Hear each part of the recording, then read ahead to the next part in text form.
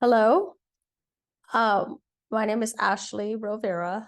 I wanted to record a quick introduction for the benefit of the podcast listeners. Um, this introduction will be the appendage to my interview with John Mese, which was recorded on the 25th of March, 2023.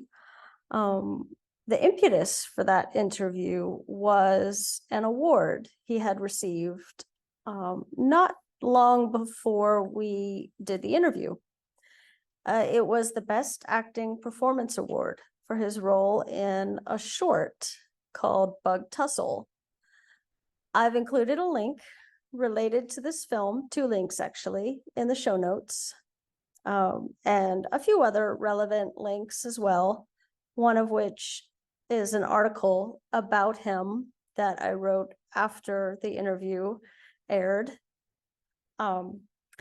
We talked a lot about Bugtussle, which he is extremely proud to have been a part of and to have had such a huge role in. With Bugtussle, he told me, and this is a direct quote, "I had a big part and I got to swing for the fences," end quote.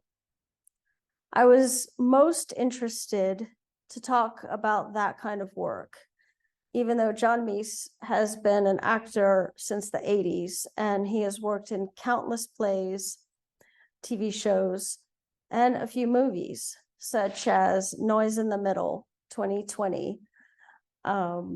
He even wrote and directed an independent short film called Perfect Day, 2007. I personally saw lots of Soderbergh influence in the style of the film, the way it was shot, and he confirmed that Soderbergh, another Baton Rouge guy, actually had influenced the film a lot. And interestingly, he also said that another influence behind that film was a 2001 film called Ghost World.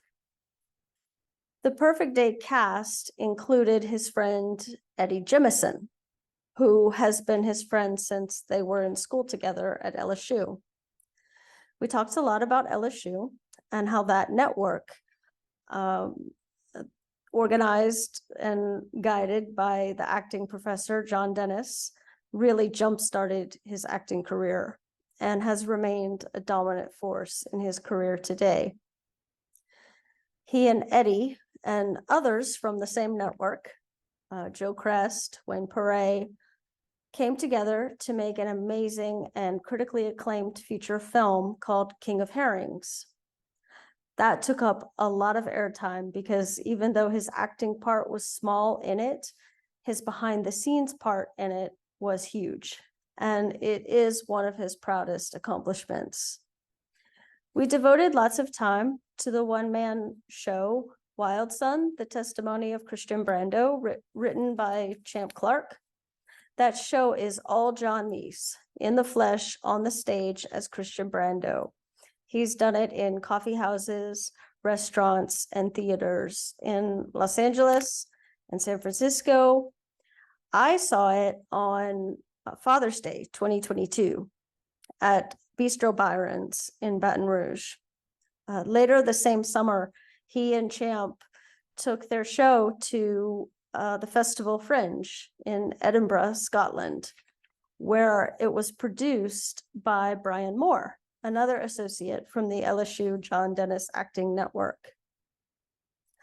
Being more interested in talking about his character roles and the work he's produced, I didn't get around to asking about the many TV roles he's been cast in over the years, like X-Files. He was in an episode of X-Files called Chimera, he's been in countless TV shows like Reasonable Doubts, Law and Order. In 1998, he was part of the HBO miniseries From the Earth to the Moon. He played in 2 episodes of that series alongside Mark Harmon and Frederick Lane. It was a docudrama in which the trio reenacted the Apollo 7 mission. We never got around to talking about any of that, unfortunately.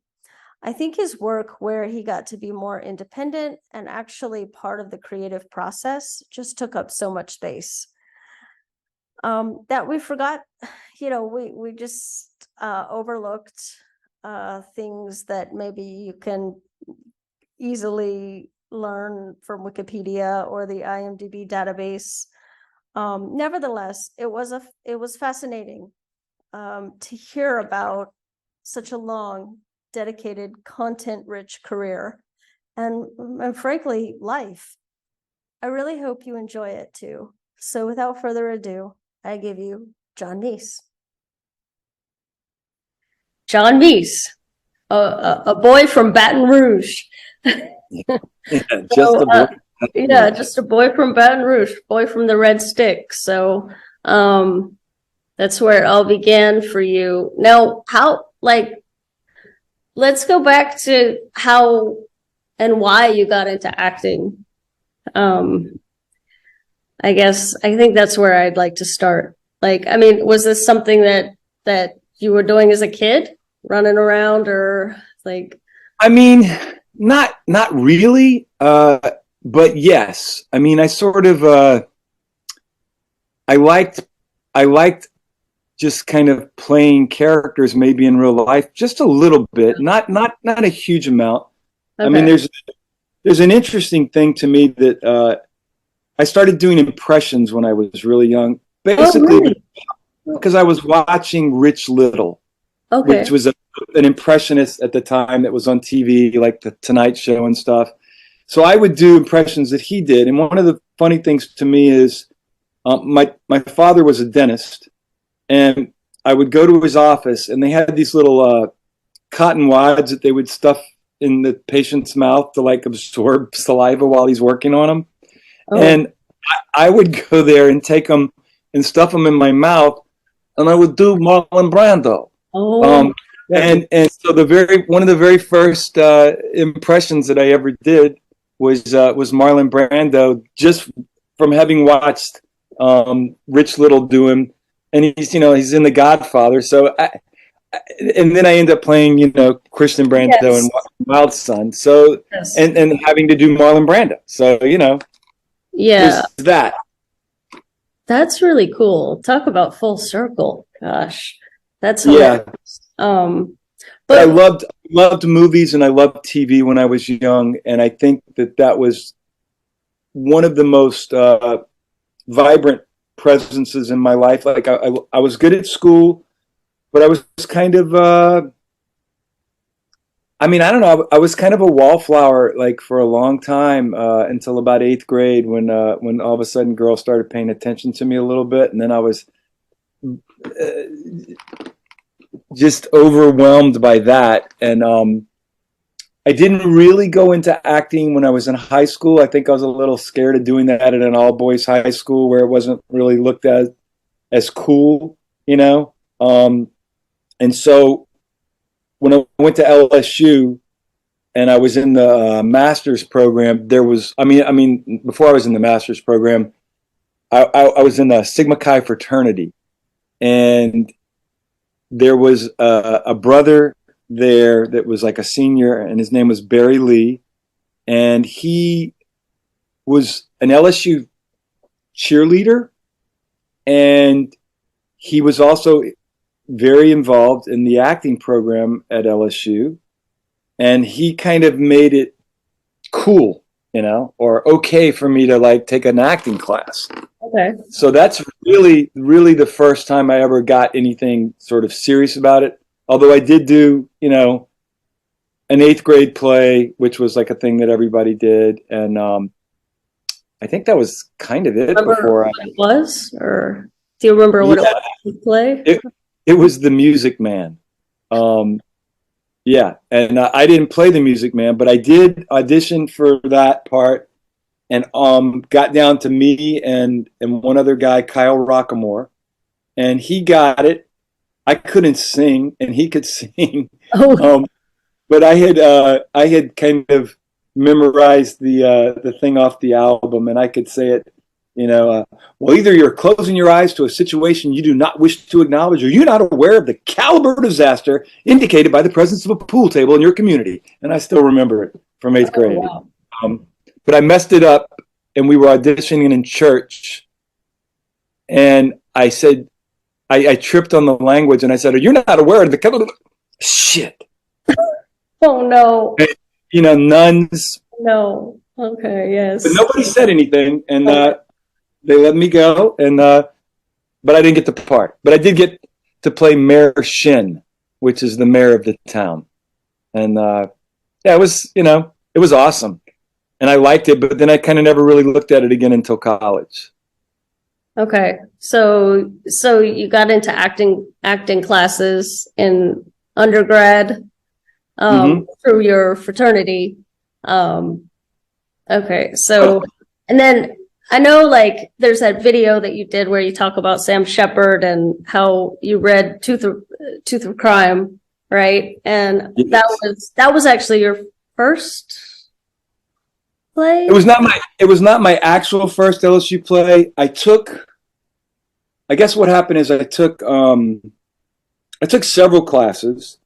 There were many people that were involved in the program because John Dennis had just come to LSU and was teaching, and it was sort of starting, the religion of John Dennis over there. It was becoming a big deal, and he started the master's program, right? Yeah, he had not started it yet when I was an undergrad. Okay. And I did one play for summer theater there called Sly Fox. And so that was the very first thing I did. And I liked it. I had fun doing it. And I didn't really think there was any way I was going to ever do anything with advertising. And I think I knew by the time I was advertising, there wasn't much that I loved about it. But I thought maybe I would move to Los Angeles, and perhaps somehow I could direct commercials or something, and maybe that would be like fun because they were like little mini movies or something. And this was all going on in my brain when I bumped into John Dennis at Coffee Call in Baton Rouge and asked him if I could audition to play Biff in Death of a Salesman. Okay. Is that right? Is that right? I think that's the play. Yeah, they were doing Death of a Salesman, and people had said, "Oh, you could play Biff. That would be a good role for you." Like when I was, when I was first taking classes in undergrad, and John Dennis. That's the whole story that I tell, that you watch. But John Dennis said, "Oh, yeah, you could come and audition, but I'm doing this play, Tooth of Crime by Sam Shepard." And I knew who Sam Shepard was from watching the movie The Right Stuff. And he was like this super cool dude, right? But I went and read Tooth of Crime, and it was just, I don't know, it just blew my mind. It was just crazy language, lots of cuss words. Oh, P.S. Can we cuss here? I don't want to. I'll take it down. If you don't want it, I won't. But I do tend to cuss a lot, especially when I talk about acting. But there was a lot of cuss words in the play, and I found that very thrilling to say the language, and because I was kind of brought up, you don't cuss in front of elders and that kind of stuff. I never cussed in front of my parents. My parents never cussed in front of me. But I've had a career of playing people that use language fairly liberally, I would say.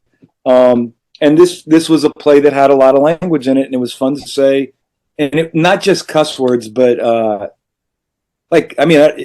read Tooth of Crime, and you'll see what a genius Sam Shepard was. He created a language.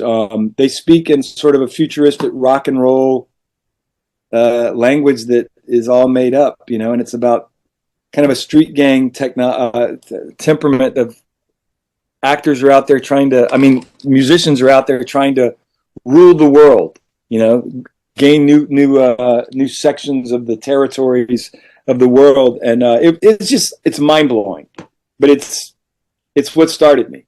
I did it, and I thought this is what I want to do. You know, it was like being Hamlet in a rock and roll world, and it blew my mind. You were all in.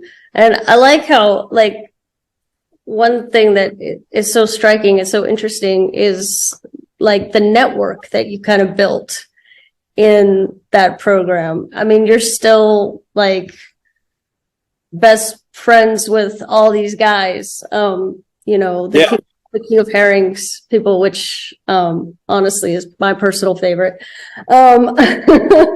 Yeah, it's something. I mean, King of Herrings, of course, was written and directed by Eddie Jemison, and also directed by Sean Richardson, who's the only sort of outsider that we pulled in, who was the DP. But yeah, King of Herrings was Joe Crest, Wayne Paré, David Jensen, myself, Eddie Jemison, Carl Palmer, and then Laura Lampson, Eddie's wife, who was also, I guess, an outsider, but just because she wasn't from LSU. But me and Eddie were doing a class out here in Los Angeles that would meet every Wednesday night, and we would just kind of do scenes and write scenes sometimes. Sometimes we would do other people's work. Sometimes we would do David Mamet, Shepard, anybody. And then Eddie started working on this idea. He wrote a scene, and, you know, people got up and read it. And I kind of was just sitting in the audience working with him, like giving him notes. And he would bring, you know, the scene back. And after he wrote one scene, he said, I'm going to write another scene for these guys. And it was, I think the first scene he wrote was the first scene of the movie. It's him and Gat walking down the street talking about like there's word. There's a word. It doesn't count as a curse word because it's not an actual word. So you're good. Yeah. But that's the genesis of that project, and he kept writing it until he got the whole thing done. And we were going to do the play with John Dennis, was going to direct it, but John was getting old. I don't think any of us expected him to like not live long enough to see the film. I think he fell out of doing the play, and that's when we decided to shoot it as a film. Okay, but he was involved too. Sorry to transition away from King of Herrings. Maybe we can come back to it, but he was involved as well in Perfect Day, right? John Dennis did the casting for that. Absolutely. I had written Perfect Day, and I wanted to shoot this movie, and I was trying to remember. There's another movie that sort of was kind of a little bit of an inspiration for me, but I came up with this idea, and I really wrote it about a girl, but it's really kind of about me, you know, like it's my character. That's sort of like something I went through when I was younger, and I wrote my character as a girl because I've always found women and girls to be more fascinating than guys for some reason, but I mean, they're more complicated to me, and I've like, guys are easy. Guys are, you know, I went to an all boys high school, and I was in a fraternity. I just feel like what we talk about is less in depth, and then when I have relationships with women, it's very complicated, and all kinds of interesting things come up. So I flipped the script on that. And I wrote it, and I just wanted to cast it with some young college-age kids. And I thought, oh, well, John Dennis has, you know, acting students. I'm out here. So I asked him if I could come in and sort of audition some of his students. And he said, absolutely. And he kind of put it together for me. Yeah. And he read it, and he had an idea. And he said, these are probably the people you want. And so I kind of almost just, you know, I think just took his recommendations. I met them, and I said, oh my gosh, she's perfect. Tara McMullen was the lead, and she was perfect.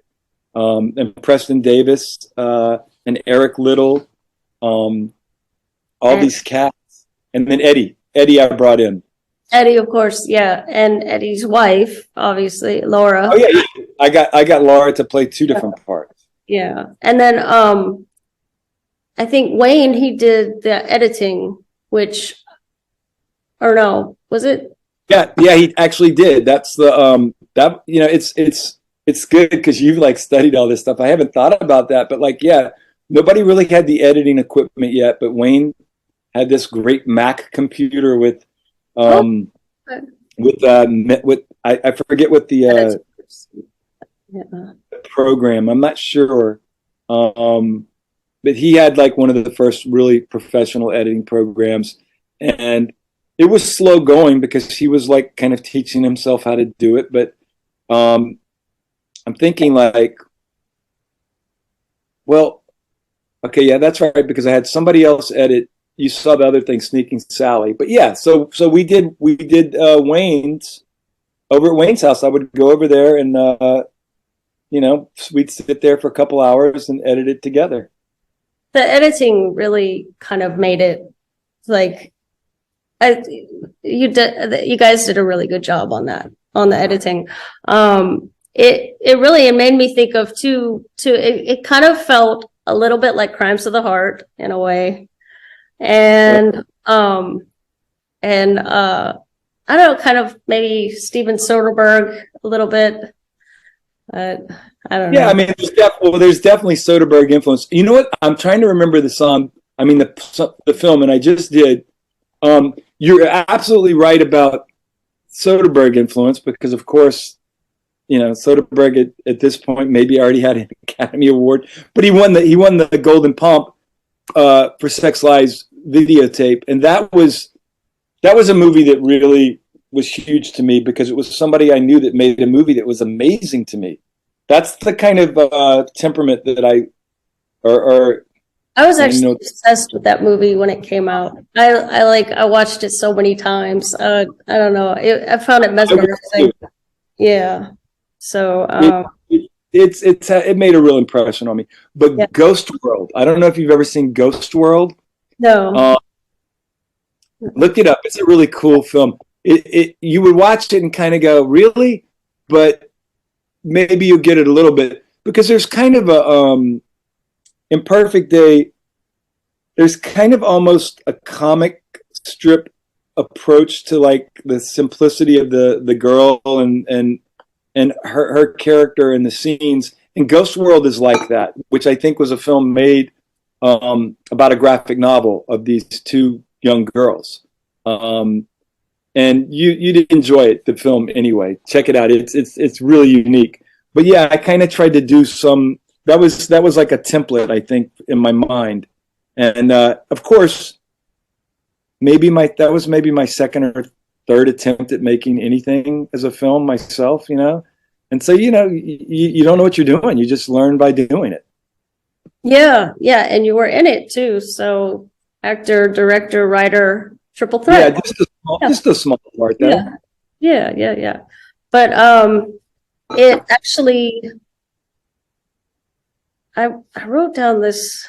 It was at the New Orleans Film Festival, and it won the audience award for a narrative. That's King of Herrings, right? King of Herrings. Okay. Yeah. All right. Yeah. Okay. I did screen Perfect Day at the New Orleans Film Festival first. That was, that's the weird thing is we were all kind of just going, all right, well, we're acting out here, getting parts, but I mean, I'm sorry, most of the parts that we get are just not as interesting as the stuff that we've done on stage. I agree. And certainly not as interesting as what we can write.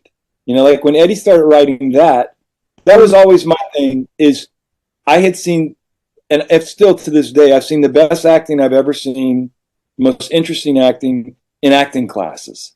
And with the Wednesday night and with John Dennis's classes, I would see this amazing work. And especially when Eddie started writing that, I was like, okay, this is better than anything we get to act in.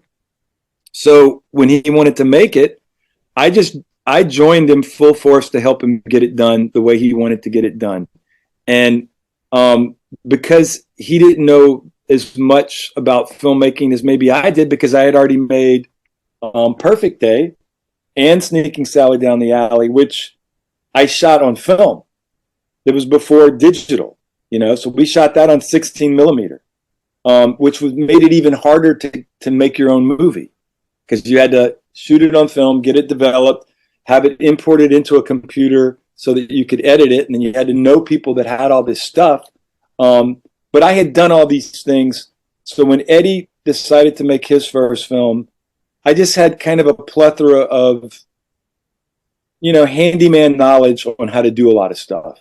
And so that's what I was, his extra crew member. I just helped him get things done from the beginning, and it was the best, because it was our friends and what Eddie wrote. And then Sean Richardson came in and just knew how to shoot it, and he had his own artistic vision that he brought to it that was just bumped it up another level, I think. Yeah. Okay. So, it's like when you ask these questions, I start bouncing all over the place too. No, that's awesome. I actually, you mentioned something in there, but I kind of forgot it. Maybe it'll come back.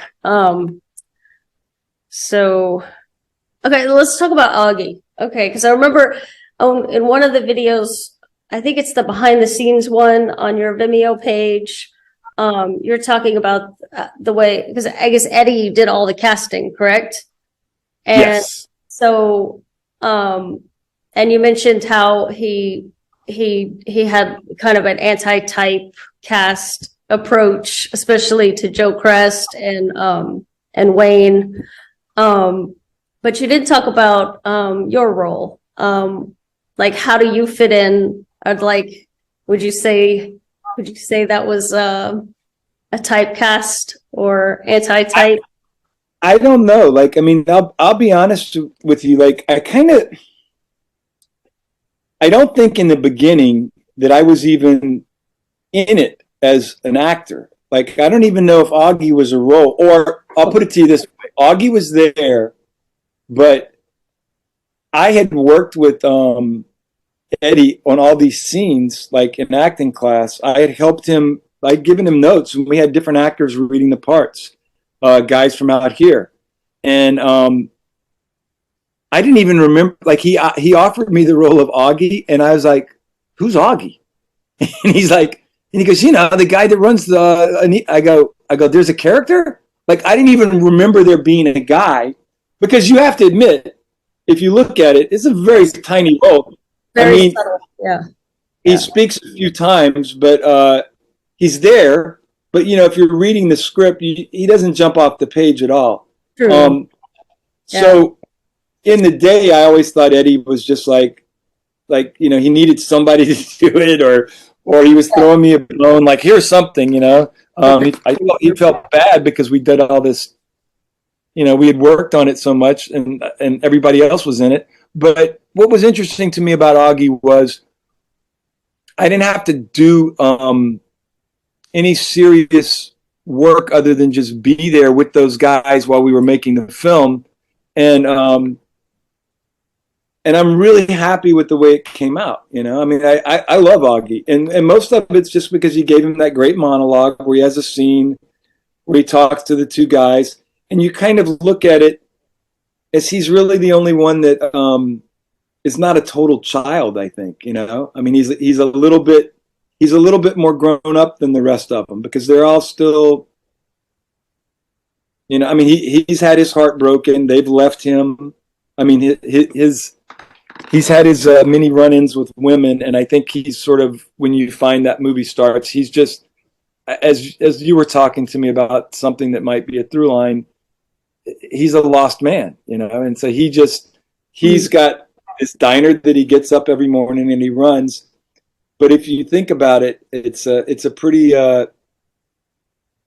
bust out diner, man. I mean, because you got those four cats coming to the diner, and you don't really have anybody else, which I think is cool that you don't really notice it while you're watching the movie, but that's who you see in that diner. The four main characters, and then finally Laura's character comes. Yeah, It doesn't feel that empty, but because the way they fill it up, you know. yeah. He kind of Augie kind of takes himself out of it, out of the he takes himself out of the drama. He with like he talks about how he withholds. He's just completely withdrawn, but he's still there. He's just he's just kind of I think he judges. He looks down at those guys because they're like, he just keeps sort of being the exasperated. drama. Yeah, the Yeah, drama. Yeah. bullshit. They don't have the and I don't know that Augie would be any better than them. I don't know. He just seems a little bit more grown up than them. Like I said, like he just seems a little bit past where they are in the moment of the film. You know? Yeah, I mean, yeah, he's got the kind of, I guess there's a emotional maturity there because he doesn't get sucked into the drama. So, yeah. So Anita's Grill, that is a good segue into the filming locations, which is another interesting thing. I guess, you guys really didn't have to pay anything to film, I mean, you talked about you actually shot there for free. Like, Yeah, we shot there for free. We shot at LSU Stadium in the bathroom for free. But a lot of that, like one of the things is it's Eddie. yeah. Eddie could charm anybody into anything. I'm sure of it. But like he walked into the diner and he loved it, but he brought his daughter with him when he asked. And his daughter was like, Cute. I don't know, maybe 7 or something, Daisy.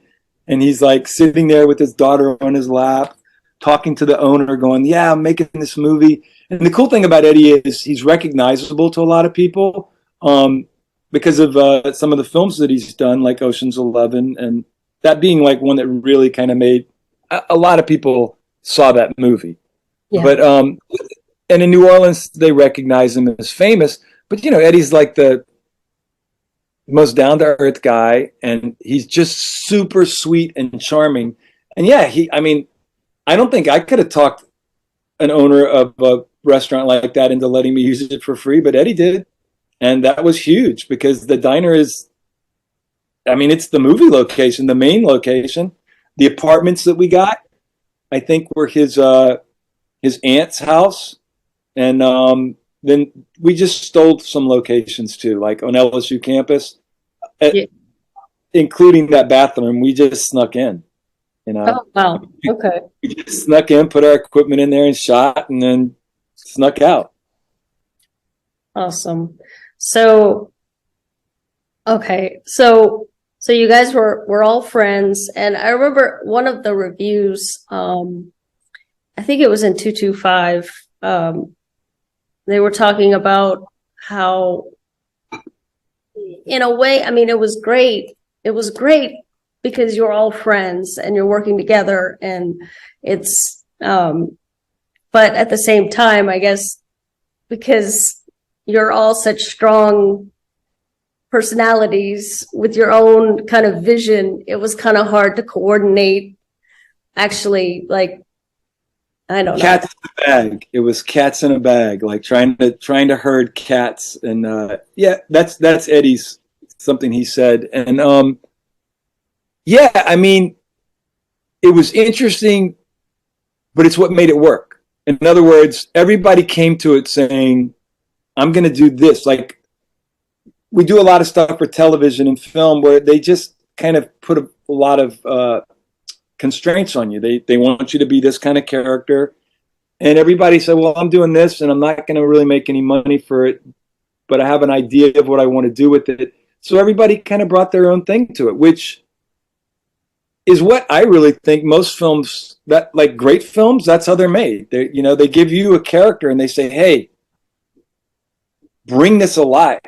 And that's what everybody did in King of Herrings. David Jensen did that character the way he wanted to do it. And Joe Crest did, his character the way he wanted to do it. Wayne did it, You weren't micromanaged. You were able to do bring your own flavor to it, each one of you. Absolutely. Which is yeah. why I think you find such a life in that film, which is a little bit stronger than most films that I've, gotten to participate in, and certainly that I even see sometimes. Yeah. Okay, so Derek Sitter, let's go to Bugtussle. So how did you get into that clique? Let's call Okay. it Bend, Oregon, the Bend, Oregon boys. Well, you might not even know this, but I probably don't. Derek, I know Derek from John Dennis Oh, really? Okay. from LSU. Right. Derek was in the master's program at LSU about maybe 3-4 years after me. It was definitely 3 years because he was not there when I was at LSU. I think maybe he came and checked it out. He's from Oklahoma. Right. All right. And anyway, I'll try to cut to the chase. He was there when I had moved to Los Angeles, and I was I got a TV gig on with Marlee Matlin. I was playing her love interest on a TV show. So I was like the guy who made it, right at the beginning. I was on TV for 16 episodes, and everybody thought that was amazing. And I thought it was amazing. So I was living out in Los Angeles when Derek graduated from LSU, and him and his wife, Jeannie, Jeannie had graduated with him. And I don't think they were married yet, but they moved out to Los Angeles together. And I'm trying to remember how it all shaped out. They came out for a showcase. They came to Los Angeles to do a showcase in order to try to find an agent and stuff, which is the same thing I did when I graduated with my class with Joe Crest and them. Yeah. And what is that exactly? A showcase is you rent a theater and you get your group of actors to do scenes, and you invite agents and casting directors to come to it so they can watch these young actors who have never done anything but have studied and have done plays to see if anybody wants to represent them to the industry. And so John Dennis had done that. Our class was the first MFA class. Me, Joe Crest, David Jensen, and Eddie Jemison were in it, but they quit after the first semester or first year. But anyway, we came out when we graduated and did this showcase. And years later, Derek and his not yet wife, Jeannie, came out to do a showcase. And John Dennis called me and he said, "Hey, I got this guy, Derek Sitter, and his girlfriend, Jeannie. They need a place to stay when they come out for the showcase." And I said, "They can stay at my place. That's fine." Because I think I had a pretty cool apartment then. I think I was living on Cloverdale. And so they came and stayed with me. It might have been I think it was when I lived across the street from Joe Crest. I don't remember the original circumstances, but I do remember that they came and stayed with me. And that's when I really got to be kind of close with them because they were there for 3 or 4 days. And then after they graduated, they moved to Los Angeles. And I never really seen him. I helped him get an apartment. And then I never really saw him that much while he was in LA.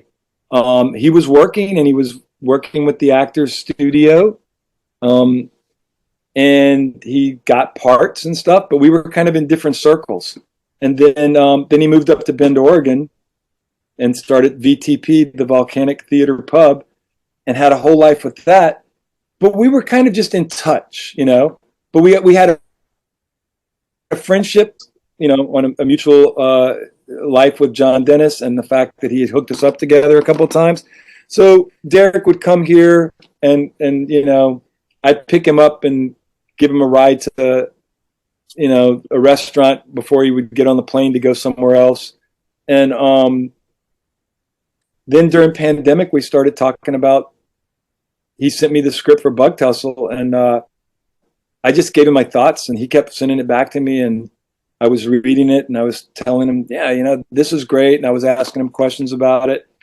And finally, after I read about 3 different drafts of it, I said, oh, you know, I said, every time I read this, I think you're Coyote and I'm Crow. I go, I don't know why, but that's the way it is in my brain. I don't know if that's what you're thinking.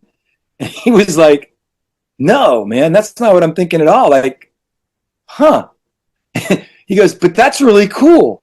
And so, like, he was really just kind of getting my thoughts on it. And when I said that, I think he just started thinking along those lines. And the next thing I knew, that's what we were going to do. And I'm really glad I spoke up, because it's one of those things where you just say, if I hadn't said that, I wouldn't have done that role. And I loved doing that with him and the crew there in Bend. And it was just because he was trusting me with his early drafts, and he wanted my input, but I kept reading it and thinking, all right, so he's obviously Coyote and I'm obviously Crow, you know, which, I mean, if you watch the film, which you did, it's the right casting, you know, I mean, it's kind of perfect. And I don't know that was his idea when he was writing the script at all. I don't think it was, but so, yeah, we got to do that, and he was very thorough. Was he more thinking that he was going to be Crow, or? I think maybe he was going to play Crow, but you see with Derek, he does a lot of different, you know, he's a character actor. I mean, he does a lot of different characters. I think you saw Tutu Grande, right? Mm-hmm. You know, and so he's kind of like, you know, the quiet, intense, cool guy in that. Yeah. Just to watch him in both of those 2 pieces, you see a huge range of him. So maybe he did have this idea of playing Crow, and maybe he had an idea of somebody else playing Coyote. I don't know, but you know, that's me from a long time ago. When I read something, and if I connect to it, I'm going to speak up. Yeah. And it's not the first time I've gotten a part by just saying, hey, how about me? Because, you know, a lot of times people don't even think that you're interested unless you say that, you know? Yeah.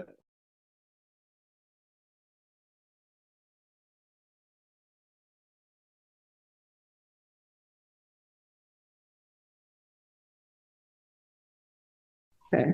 Ask me the question again. Yeah, Bugtussle. Are you going to work with Derek again? Because you guys really are a dynamic duo. I'm not kidding.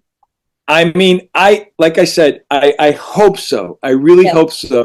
Derek has always got so much going on, and he just sold his volcanic theater pub, and so I don't even know where he's going to live. If he comes back out to LA, which I hope he does, that would be a great chance to work with him again. Yeah.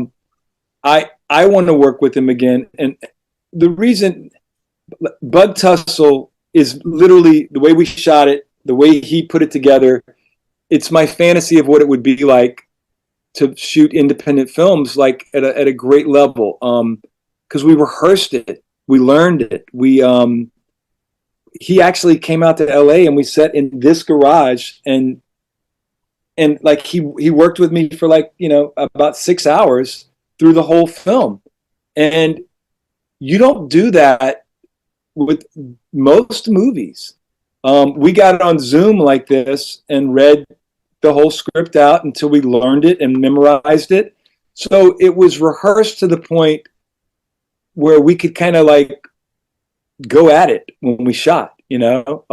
And I think you see that in the film. You don't see an actor reaching for a line. You see actors that are entrenched in that world. And you know, he's very easy. He gives that anyway in his performance.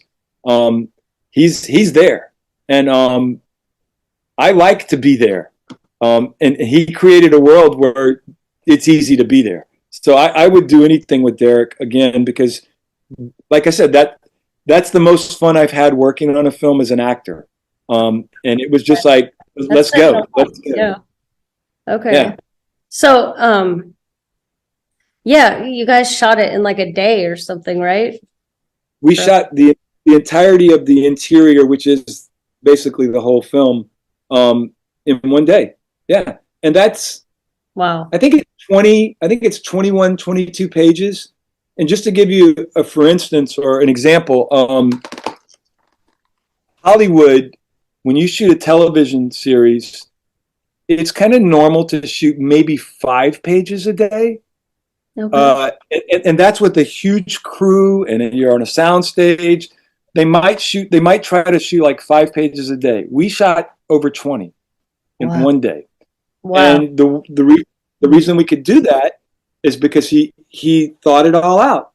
And there's that one location where we're trapped, and it's just me and him, and then one other actor, and everybody just really learned their shit. And then you have his camera crew, which they're all phenomenal. I mean, he's got these guys that really know how to shoot with cameras. They set it up in their brains. They got in there, and they didn't make us hit a lot of marks. They said, "You guys do it, and we're going to be over here, and we're just going to cover it. We're going to shoot it." And so it was almost like we just were in that barn in that dirt for a day, just doing rehearsals and just going at it. And those guys were just shooting us. It wasn't like you had to like do a lot of things to satisfy them. They were there to cover us and make sure that we got everything. And so it was awesome. I mean, just it's what, as an actor, when you work on stage, it's what you think it's going to be like to make a really cool film. Because it's not always. A lot of times when you work on TV, it's very staid and like, okay, you're going to stand here and you're going to look this way and you're going to say this line, and then at this moment we want you to grab your coffee cup. Okay, and yes, and then you wave. I mean, it's just it's like we were going at it, and I feel like it's like that in Eddie's world too, for King of Herrings.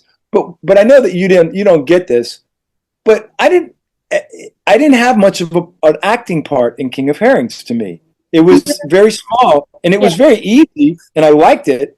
But when you look at the breadth of what I did in King of Herrings, all of those reaction shots of me in the movie, we did that in like one take. Maybe two. Maybe he did it twice, and I just sat there and I kind of looked at these guys, and they got all my stuff that quick, except for the scene where I talk. And with with Bugtussle, it's kind of like we're playing hardball, and I'm it's an action movie as opposed to King of Herrings, which is it kind of you have that the music in the background. I love it, the whole atmosphere. King of Herrings is another dreamscape for me, like of what I wanted to do when I became a film actor. I just don't have a big role in it as an actor. What I did have a huge role in, I was a producer, and I was the first AD. I had a huge behind the scenes role in King of Herrings. Yeah. In Bugtussle, I had a big part, and I got to swing for the fences with it, and it was fun. You were the And speaking of swing for the fences, that's it leads me to the reason that I feel like I got to Bugtussle. It's another reason is because of Wild Son. Because Wild Son, the testimony of Christian Brando, written by Champ Clark. Yeah. That was the one that opened me back up, because I had been doing TV and commercials and any role that I could get just to pay the bills. And I was kind of getting dead, as an actor. It just wasn't thrilling me at all. And then Champ Clark handed me Wild Son. I read that in front of a bunch of strangers, and I was like, oh my God, this is what I want to do. I forgot. This was like flashing back all the way to Tooth of Crime and Sam Shepard. And so I did that play. Derek came to Los Angeles and saw it. And that's before we did Bugtussle. And I think it just opened the door. It just opened the door for me and him to have conversations about stuff again. And that's why I connect those two parts as an actor, and I go, I get to swing for the fences in both of those parts, in those pieces. I mean, in Wild Sun, I'm on stage for an hour telling a story, and it's just me. And in Bugtussle, it's just me and Derek going at it tooth and nail. So those are the type of roles and acting work that it turns me on. It makes me get excited.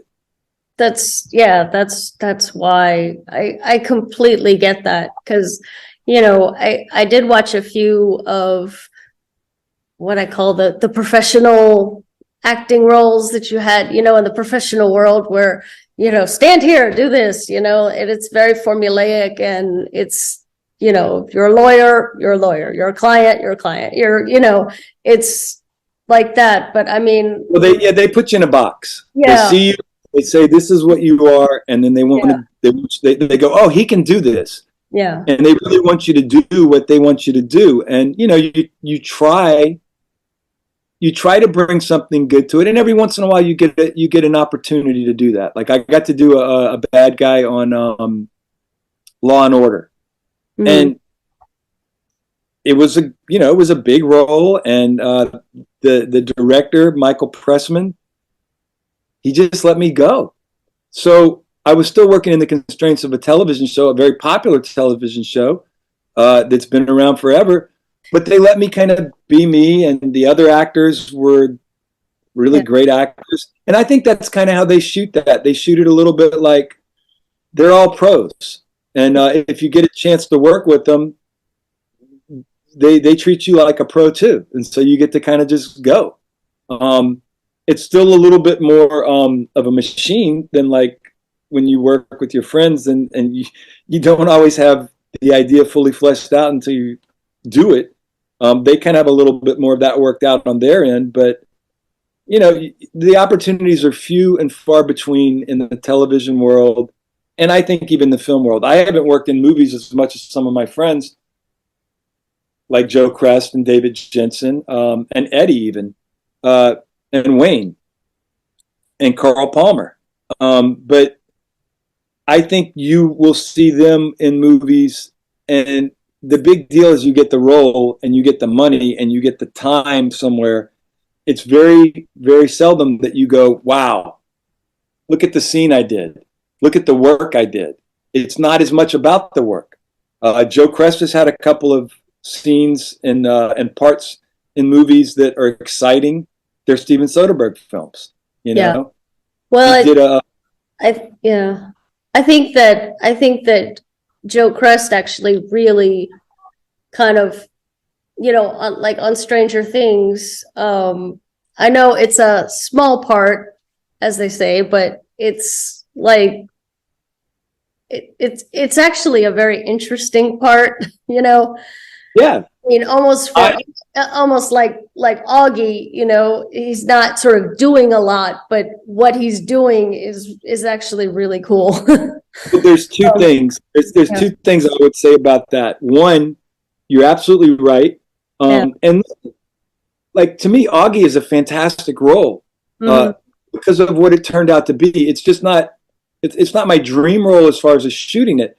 But with Joe, he's done a lot of those kinds of roles, like small roles. They're here. Yeah. But what's really cool to me about his work on Stranger Things is that is right after we did King of Herrings that he got that. And King of Herrings is kind of the first time I saw Joe really bring Joe to the character, like the professor. Okay. Like he brought the sort of oddity that Joe Crest is to the character of the professor in King of Herrings. And I think he kind of brought the oddity of who Joe is to the father character in Stranger Things. So even though, he's just there, here, there, which, by the way, on a TV gig is a fantastic job because you work a day and then 2 weeks later you work another day and you're getting money and you're getting money and you're getting money.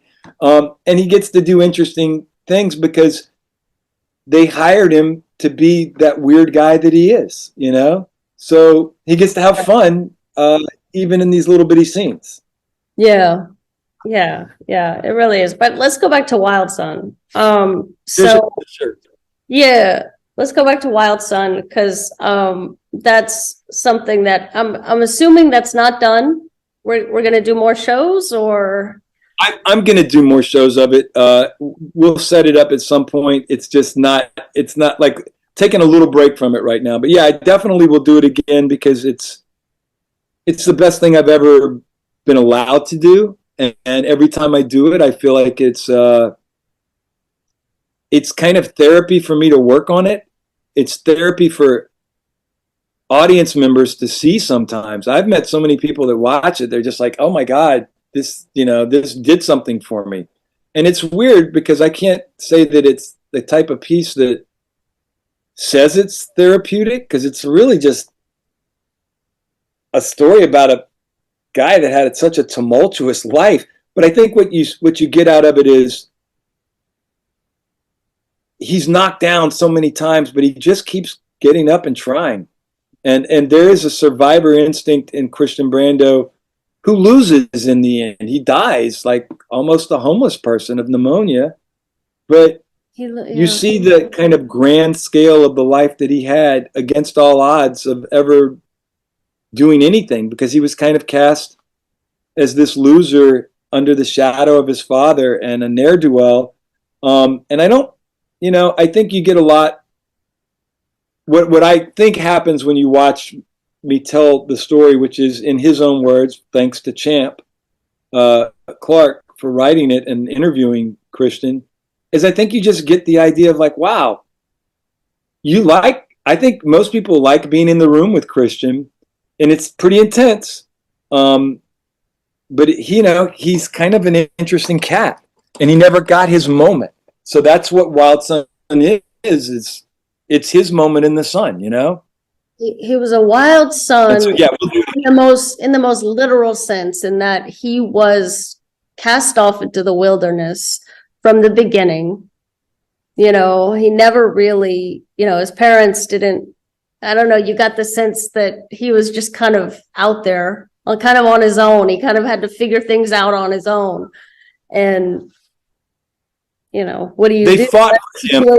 They fought. Yeah. They fought for custody of him, but they didn't want him. They didn't do anything with him. They didn't parent him. Mm-hmm. They let him. I get the idea, and most of it. This is just from telling the stories that he just ran free. They kept him out of the press somehow. They didn't, they didn't let the press get to him when he was young. But yeah, he just kind of ran like a street kid through Los Angeles. He had money. He had the fame of saying, "My father's Marlon Brando." So I'm sure he got a lot of stuff came to him because of that. But he also had the sensibility of his father on one hand, as being sort of, I guess he was, as described by Champ, he was sort of he was a little intense, a little scary, but very charming, very sexy. So these are all kind of notes from Champ about how he was. You get the idea that if he wanted to, he might have been like a great actor or whatever, but it wasn't something he wanted to do. He was much happier being like a blue collar guy, like being a welder. I think he liked being in the wilderness. It was almost like it was both a blessing and a curse for him, kind of being that wild son, because he liked, like, he was happiest on the island, or he was happiest when he was welding up in the I think he actually went to both Washington State and New Hampshire, Vermont. I don't know, somewhere. Yeah. Both. He went to college New Hampshire, and then he went to Washington. But yeah, like you get the idea that if he didn't have his father's like putting the microscope of the world all looking at him, he would have just had this normal, fantastically awesome life that just had nothing to do with movies and being famous. But because of that, and because of his alcoholic parent, his mother was an alcoholic. Marlon, I don't know what Marlon's like, if Marlon was a heavy drinker or not. That doesn't really come into the stories that he tells. But they just, they didn't parent him. They let him run ragged and figure it all out on his own. And at the same time, he did have he did have the world watching him. And he was thrust into situations that he was not ready for. And not in any way. I mean, he was a bit of a wild son. I mean, he was like a bit of he was running wild in this world until he just burned out, I think. Yeah, definitely. But he always tried. And I think that people watch it and they relate to it because everybody has a parent. And it's a very weird thing, but with the stories that he tells, the one thing that I knew, and this was a John Dennis note before, John Dennis never watched Wild Son, but John Dennis always said, look for the love and in anything. And with Wild Son, when I read it, the first time I read it, it was like really so much anger between him and his father. There's a lot. But I looked at it and I kept going like, where's the love? There's love there. And so I really, when I tell that story and every time I've worked on it, it was about finding the love between him and Marlon, because that's the main relationship that the piece examines. And you see that there's a lot of love there. There's a lot of headbutting too. They don't get along, but they both love each other. And I think that that's what we really tried, me and Champ really tried to bring out. And I think that that's why people do like it, is because there is that father-son relationship, which, it's super strong. They obviously love each other, but they're too much for each other, Yeah. I definitely got the sense that Marlon wanted to be his father, but didn't really know how. And maybe he started trying too late, but I don't know. I bet you Marlon grew up later, like much later in life, because, it's that arrested development thing with actors and artists, like they develop later in life because they're holding on to some of the stuff that drives us crazy, like when we're teenagers and in college. Like, my wife told me this, that the human brain doesn't really stop developing till you're not fully developed until you're about 25. And so we all think like when you're 18, you're an adult. But that makes sense to me, because at 25, maybe you start to kind of have a little bit better picture. And I still think with an artist, it might go to 35, that you're really still holding on to all these, like this baggage of being an adolescent and trying to figure out the world. I mean, I'm just riffing on different ideas. I feel like I'm still trying to figure out what I want to be when I grow up. Yes. And you know what? I think most people are like that. If you find a role, like you're a doctor, okay, I'm a doctor, and this is what you do. But if you talk to the doctor at home, or if you see the doctor with their family or in a vulnerable situation, they're just like you. Everybody is still a kid on one level, all their lives. The older people I meet, and when people get older and older, they start getting younger and younger. Like they become more emotional.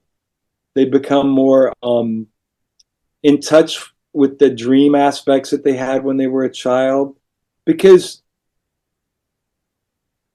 we're all on some level we don't change. On some level we do. Yeah. the Benjamin Button effect. It doesn't matter Yeah. where you go. You could go backwards or forwards, but it's still life. So, yeah. Yeah. Yeah. So okay, so we talked about Wild Sun. We might get more. Let's talk about where you've been so far with Wild Sun. Do you mind sharing kind of the timeline of how Wild Sun went? Like where was the beginning? And All right. I'll tell you the story of, I'll tell you that story, and then I've got to leave in about 15 or 20 minutes just because I got to go get my daughter. So Wild Sun started like this. Okay. Champ Clark was in the Wednesday night acting class that I was in with Eddie Jemison. And the only reason I was there was because of Eddie. And there was a bunch of Chicago actors. And Champ was a person who acted a lot in Chicago and then moved out here and started working for People magazine and never got to act again. So Champ was in the class. We became close. After about 2 or 3 years, we exited the class. I had kind of had my fill of it, and Champ had his fill of it. Not everybody was getting along in that class anymore. Eddie was still there, but we wanted out and we got out. And then over time, we were doing things together. I can't remember what in particular, but he had that script that he had written as an idea of something. He didn't know what it was, but he had met Christian Brando through People magazine. Like he did a story when Priscilla, not Priscilla. There's a woman named, and I don't know what her name is, Deborah Presley. Okay. She married Christian Brando, and Deborah Presley was first in the news because she claims to be the illegitimate child of Elvis Presley. Now, this has never been proven or anything, but she kind of seems to be someone that maybe wants to be in the limelight. And she met Christian Brando, and she married Christian Brando, and she called the offices of People magazine and said, I just got married to Christian Brando, and you guys haven't even done a story on us. So they assigned it to Champ to call her and ask about this fact that they had gotten married. So Champ called, and he tells the story, but it's like he said they were in the car driving around, and he was talking to Deborah Presley, and he heard somebody wailing on a harmonica in the background, and it was Christian. And he asked if he could talk to Christian. He spoke to him a little bit, and they kind of later on he asked him if he could like interview him, and he wasn't working for People magazine. He just was interested in meeting Christian and finding out more about him because he always thought he was an interesting character that nobody really knew about.